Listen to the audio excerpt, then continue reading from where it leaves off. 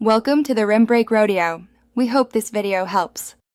You start by confirming the entity and dissolution date, then pull trial balance and final bank statements. This gives the balances you will move.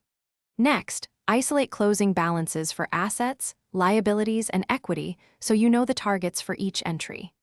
Once done, calculate any realized gains or losses on asset disposals and estimate tax or final payable amounts. Make sure to document approvals and board resolutions.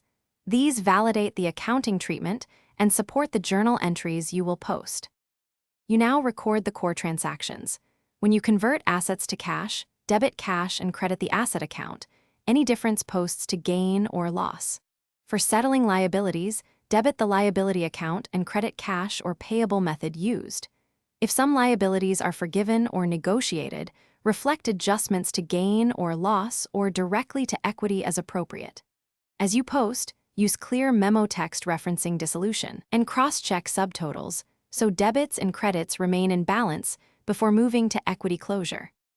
Finish by closing income and expense accounts into retained earnings or distribute remaining balances to owners per the dissolution agreement. Debit or credit each equity account to bring balances to zero, posting the offset to retained earnings or distribution clearing. Then reconcile the final general ledger to bank and statutory filings and prepare the final statement of changes in equity. If balances don't zero, investigate unreconciled items. Common causes are unapplied receipts or timing differences.